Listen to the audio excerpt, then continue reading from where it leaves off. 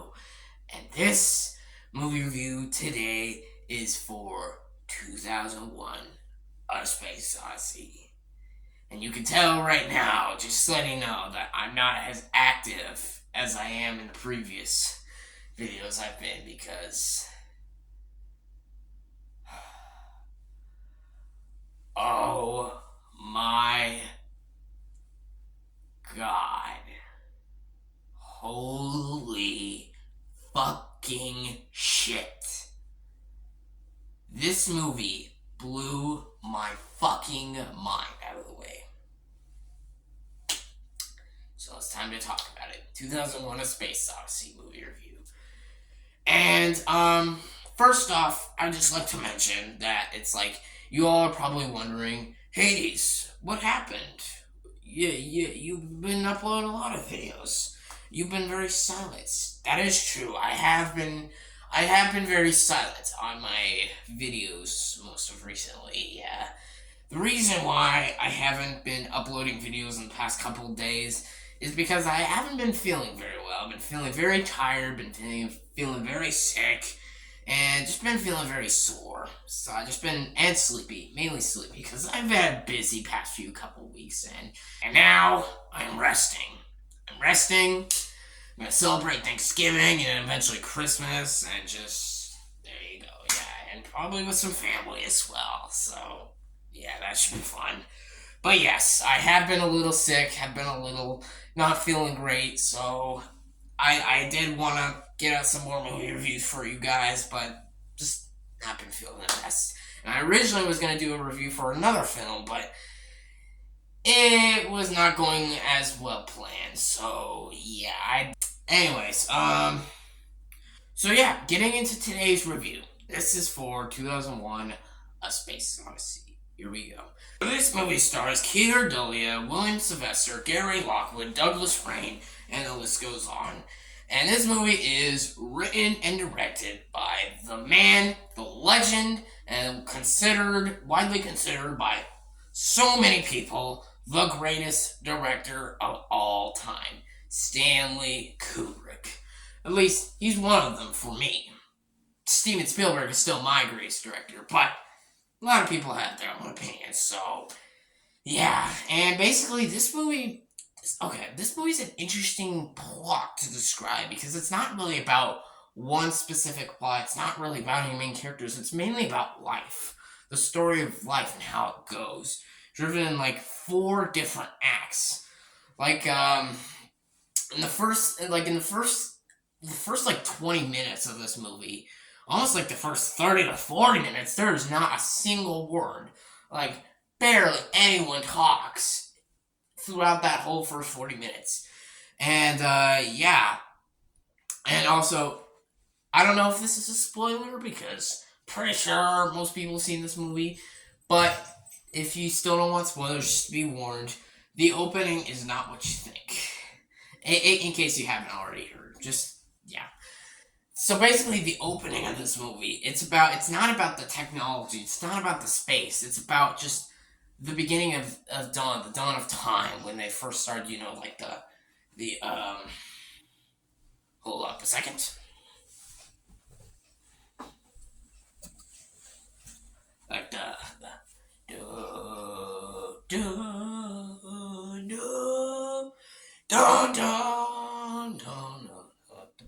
like that, pretty much, like that. And, yeah, it's really well developed, actually. It's really well developed, really well directed, and God, just the way they did it. That opening, honestly, was probably one of the best, if not the best part about the movie. Like, just, even when there's no apes yet, it's just like, you just see the sand, see the desert, just see, there's all the silence, all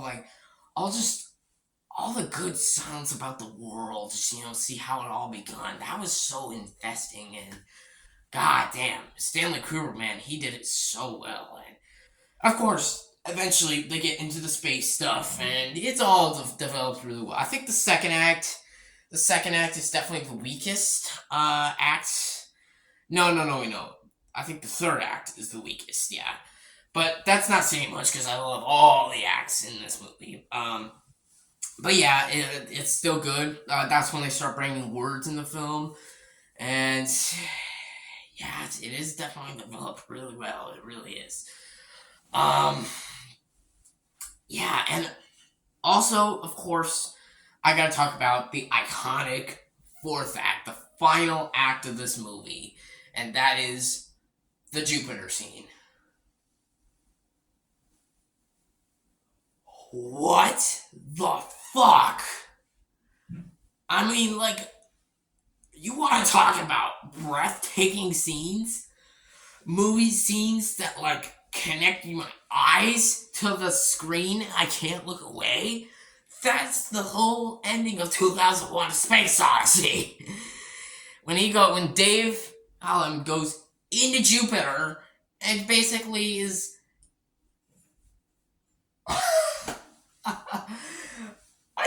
I have nothing to say. I have nothing to say about that. That's just like so groundbreaking and so incredible. I'm just, what the fuck? I damn.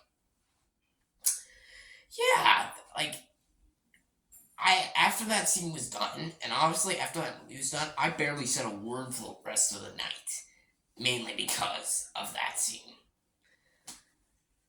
Whew, just and yeah, I know some people are gonna call it's like, oh, it's long, it's a little too long, it's a little boring. And yes, honestly, if you want to say that, that's understandable. That is perfectly understandable. In fact, that just sums up this whole movie.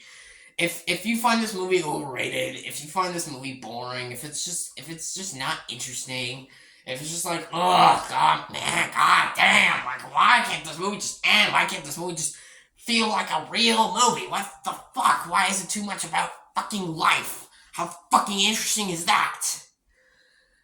Honestly, if you want to say that, that's honestly understandable because visual storytelling movies are not going to be for everyone. They're not going to be everyone's cup of tea. They're just gonna. Some people are going to prefer the movies that people talk more. Honestly, that's okay because that's movies like I'm not like that because I love this movie and I think this movie's a masterpiece.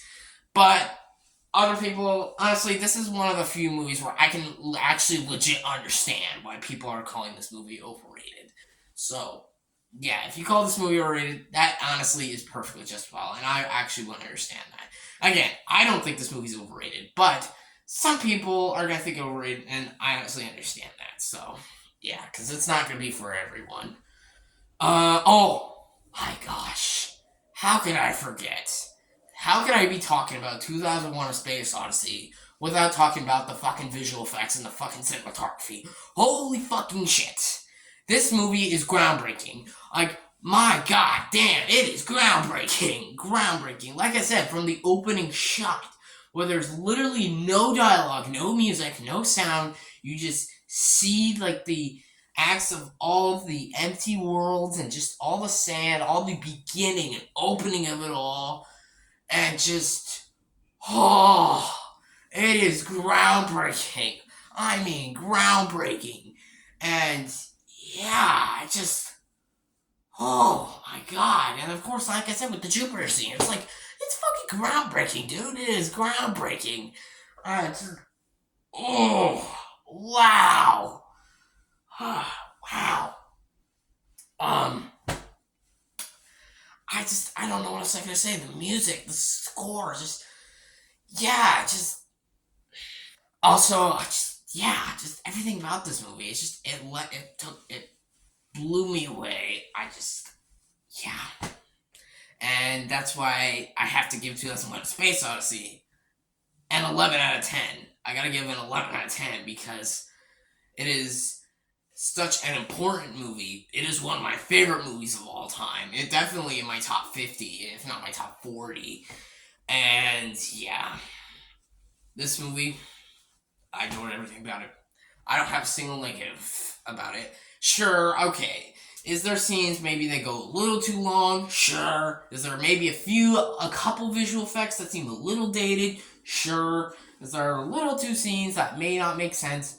Sure. But honestly, I don't mind because this movie was just such a good visual storytelling movie. So for that sense, I didn't have any problems with it.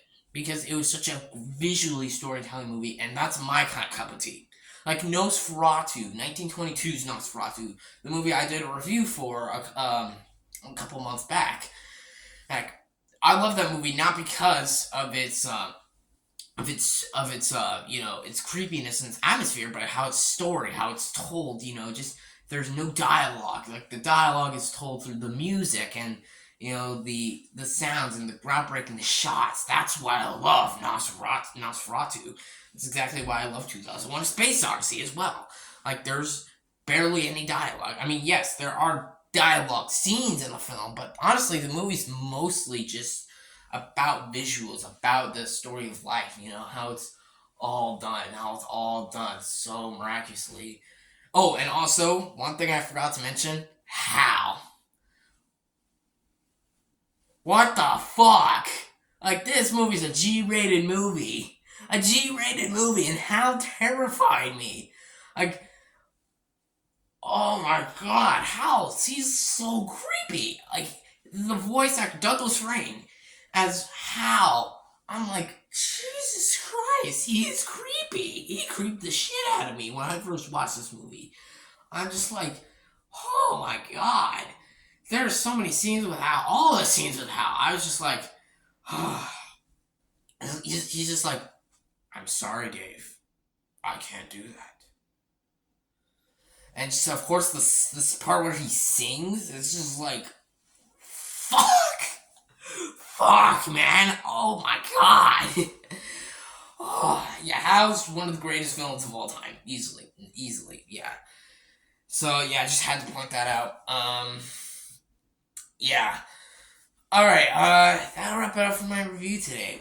I haven't been as active as I was in my previous video, because this is a more groundbreaking and more, I guess you could say mature, whatever you could say, like, kind of film that I had to go in-depth in, and, yeah, it's a masterpiece.